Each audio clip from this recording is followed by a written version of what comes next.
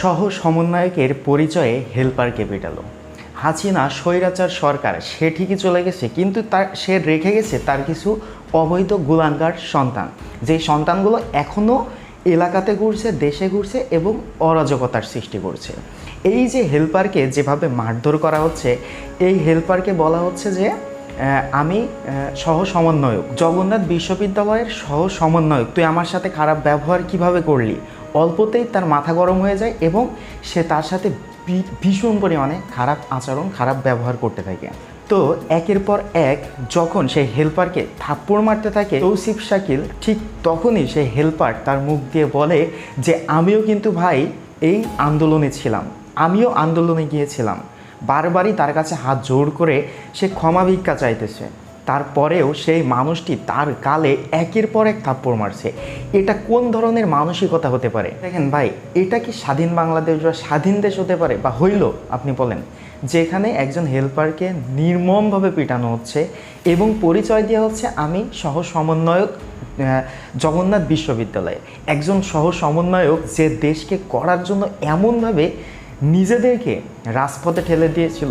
আমি মনে করি সেই সমন্বয় কখনোই, তো বড়ই অপরাধ হোক না কেন, এমন নোংরা, এমন খারাপ জঘন্যতম কাজের সাথে লিপ্ত থাকবে না, যেখানে দিন আনা দিন খাওয়া মানুষগুলোর সাথে খারাপ আচরণ করছে। অবশ্যই আপনাদেরকে সেই ভিডিওটি দেখাবো। তার আগে বলতে চাই যে বাংলাদেশে যেই পরিচয় আপনি মানুষের কাছে নিজেকে উপস্থাপন করুন না কেন, আপনি যদি ভুল হয়ে থাকেন, আপনি যদি রং হয়ে থাকেন, তাহলে আপনার সেই সত্যটা অবশ্যই ভাই বের হয়ে আসবে। এটা বাঙালির স্বভাব ভাই, গর্ত থেকে সত্য টেনে বের করে নিয়ে আসা। এখন সে যখন বলছে আমি সহ সমন্বয়ক জগন্নাথ বিশ্ববিদ্যালয়ে, তখন এই ভিডিও একজন ধারণ করেছে, একজন না কয়েকজন ধারণ করেছিল।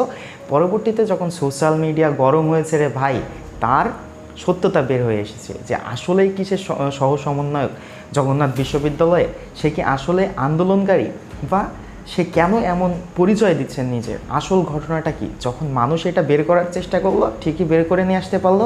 এগুলো হচ্ছে সেই স্বৈরাচার সরকারের অবৈধ সন্তান বলতে পারেন। তার কারণ হচ্ছে এই যে এমনভাবে অপকর্ম করে নিজেকে সহ সমন্বয়ক বলে দাবি করেছে, সে হচ্ছে ছাত্রলীগের একজন কর্মী। তো ছাত্রলীগ ভাই, এখন ছাত্রলীগ মানে আপনাদের কি, মানে আপনার কি মনে হচ্ছে ছাত্রলীগ সম্পর্কে, আপনার ভাবনাটা কি, সেটা আপনি অবশ্যই কমেন্ট করে বলবেন। আমি যে বললাম যে স্বৈরাচার সরকারের অবৈধ সন্তান, তো এটার সাথে আপনার একমত কিনা সেটা অবশ্যই কমেন্ট করে জানাবেন।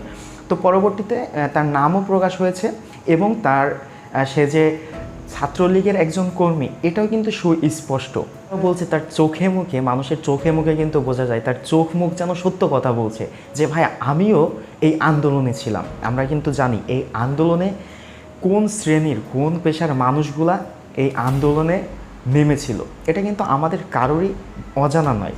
তো যাই কথা বড় করবো না, একটি ভিডিও ফুটেজ আছে, চলুন সেই ভিডিও ফুটেজটা আপনাদেরকে দেখাবো যে স্বৈরাচার সরকারের অবৈধ যে নাতিপুতি সন্তানেরা যে দেশে এখনও ঘোরাঘুরি করছে, এদের বিরুদ্ধে পদক্ষেপ নিন। কারণ এরা কিন্তু অরাজকতা সৃষ্টি করার জন্য এখনও দেশে আছে, বা তারা কিন্তু পালাইতে পারেনি। বিষয়টা এমন হয়েছে, নেতা ঠিকই পালাইছে, কিন্তু তার যে কর্মীরা আছে বা যে যারা অরাজকতা সর্বদাই সৃষ্টি করতো, তারা কিছু সময়ের জন্য গা ঢাকা দিয়ে থাকলেও তারা কিন্তু আবার উঠে দাঁড়াবে, বা তারা উঠে দাঁড়ানোর চেষ্টা করবে। উঠে দাঁড়ানো বলতে আমি কী বোঝাইছি, অরাজকতা সৃষ্টি করার চেষ্টা করবে।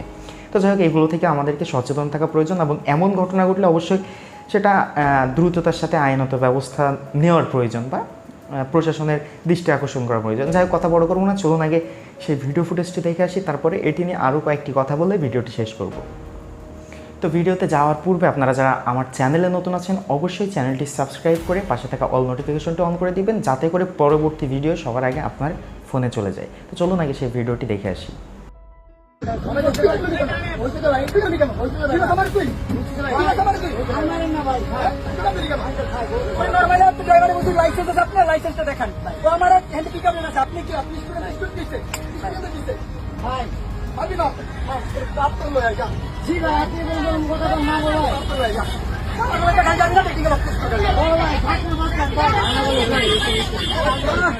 আমি জগন্নাথ বিশ্ববিদ্যালয়ে সহ সমন্বয় আন্দোলনে চুপ করে থাক ভাই।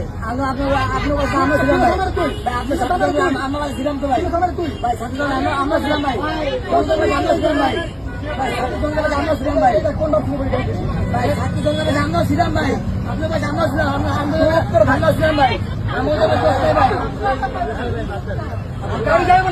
না যারা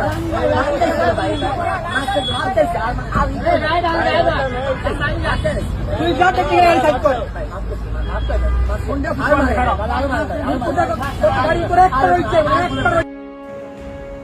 তো আপনারা সম্পূর্ণ ভিডিও ফুটেজটি দেখলেন। এই অমানুষ কুলাঙ্গার জানোয়ারকে নিয়ে 2টা লাইন কিছু বলে যান কমেন্ট বক্সে। তো যাই হোক, কথা বড় করবো না, এই ঘটনা নিয়ে আপনাদের যে মন্তব্য জানাতে অবশ্যই ভুলবেন না। দেখা হবে পরবর্তী ভিডিওতে। আল্লাহ হাফিজ।